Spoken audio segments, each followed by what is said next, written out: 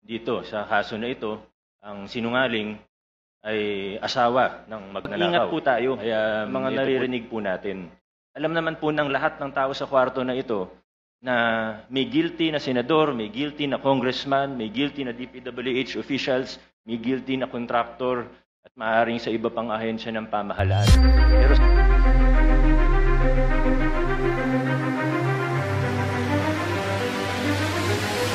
Hi bossing, another video, another issue na naman tayo mga boss. Ito na ang mga dapat malaman ng bayan. Mayor Vico Soto ng Pasig dumalo na sa Tricom at sinabi ang mga nalalaman tungkol sa mga diskaya at meron ito maganda mensahe para sa bayan. Bago natin umpisahan ang video, huwag mo kalimutan mag-like, share at subscribe. Bossing, push mo na rin notification bell. Salamat bossing. As the Aquino administration to date.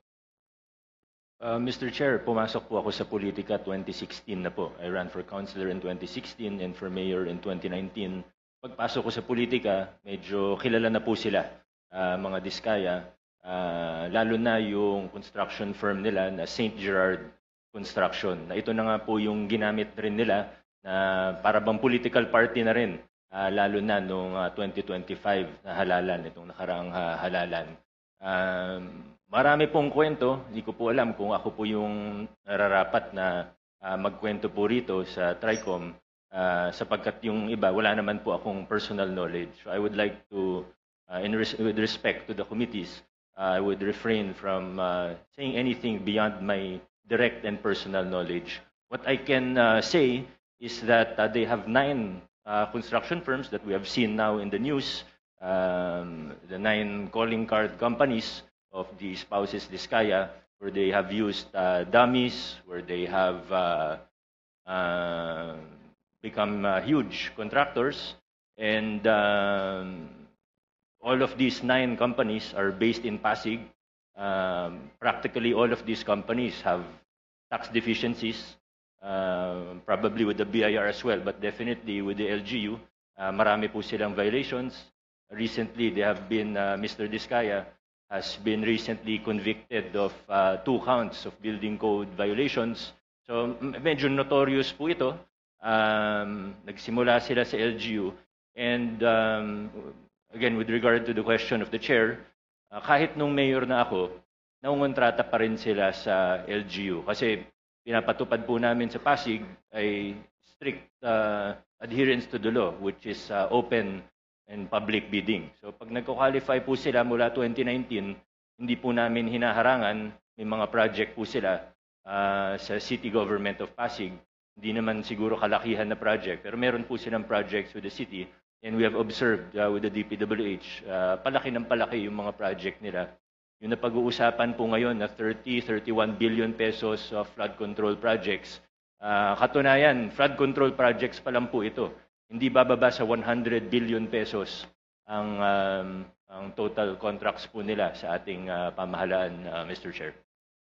Siguro as a final question before proceeding, Mayor Vico Soto, you mentioned in your Facebook statement that you had seen many inconsistencies, no, in the testimony of the Diskayas. No? So maybe you can intimate to the committee what these particular inconsistencies are.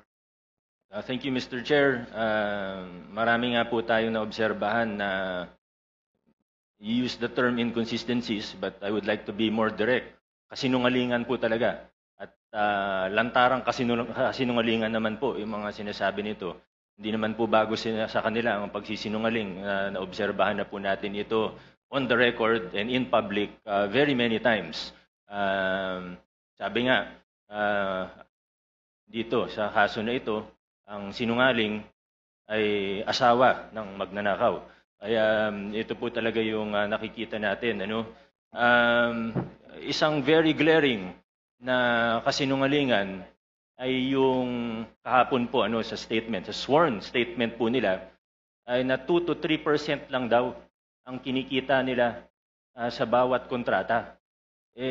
Kahit naman po hindi ka eksperto sa larangan ng construction o engineering, obvious naman po na kasinungalingan ito. Meron pa po, sabi po nila, when Senator Tulfo was questioning them, Sabi niya po, minsan daw po, lugi pa daw siya. Ang bait naman po ng mga ito. Kung tumatanggap sila ng kontrata sa gobyerno, nagbibid sila para malugi. No sane business person would do that. Of course, I think everyone in this room would agree. Sinasabi nila 2 to 3% yung normal, 5% daw pag sinuwerte. Pag kinumpute po natin, alam ko medyo, Mr. Chair, with all due respect, if we just apply simple logic, it is already clear that they are lying. Although alam ko medyo iba kasi yung logic na ginagamit nila sa universe po nila. Pero pag tiningnan po natin logically, 2 to 3% of even 100 billion, edi 2 to 3 billion pesos lang po ito. Sila naman po yung nagmalaki at nag-flaunt. Pinagyabang po nila yung lifestyle nila.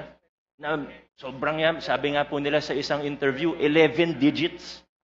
Sabi po nila, pinagyayabang nila, 11 digits. Sabi ni Ma'am Cesara, 11 digits ang assets nila. So hindi bababa sa 10 billion. Nakita po natin, isang jade lang nila sa sa office nila, 100 million na kagad yun. Yung mga sasakyan, if they paid the correct taxes, it would easily reach almost 1 billion, if not more than 1 billion. How will you afford that if you're only earning 2 to 3% profit? Sabi naman nila, wala silang private contracts. Ayaw na daw nila sa private kasi maliit ang kita. Nasa interview din po nila. So, buti na lang po ang isda ay nahuhuli sa sarili nilang bibig. Buti na lang po, ganun po sila magsalita in public at nalalaman natin ang mga katotohanan. And I don't mean to overstep, Mr. Chair. Please stop me at any time. But I would just like to, siguro hindi naman warning, pero siguro ang aking pag-igayat sa bawat isa, pati na rin sa mga mamamayang, sa ordinaryong mamamayan, na mag-ingat po tayo sa mga naririnig po natin. Alam naman po ng lahat ng tao sa kwarto na ito na may guilty na senador, may guilty na congressman, may guilty na DPWH officials, may guilty na contractor, at maaaring sa iba pang ahensya ng pamahalaan. Pero sa puntong ito, nakikita po natin, hindi lang sila basta naglalaglagan, gusto nila magulo ang kwento. Gusto nila lituhin tayo. Gusto nila na hindi na natin malalaman kung ano totoo para eventually mawawala na lang na parang bula. Magkakalituhan na tayo, hindi na natin malalaman kung anong totoo sa hindi. Magbabanggit na lang ng kung ano, na wala naman silang pruweba o ebidensya. Sa mga pangalan na nabanggit niya po kahapon, naniniwala ako may iba doon, totoo. Pero hindi tayo present. They have to present evidence, of course. And I think we really have to be careful because in our experience with them, in my experience with them, Mr. Chair, these are people who are really capable of lying without batting an eyelash. So we have to be very careful in how we proceed. Thank you, Mr. Chair. Mr. Chair, a short manifestation, Mr. Chair. Just a short manifestation. Okay, yes, please, very short. Yes, Mayor Vico Soto mentioned about the taxes, the deficiencies. So may I manifest that, is the Bureau of Internal Revenue here? BIR? Nandito ba sila? We will check if they are here. Well, anyway, I would like to manifest to this committee to investigate the tax deficiencies of the companies and likewise to furnish copies of this committee and likewise the local government of Pasig so they can review the tax deficiencies of these companies. Thank you, Mr. Chair. Right, thank you. Okay, so I think we can proceed already with Congresswoman for the next interpreter. Hi MGA Boss, huwag niyo kalimutan mag-like, share, subscribe para lagi kayong updated mga boss sa mga balita sa ating bansa. Kaya ano pa, back to the news, mga bossing.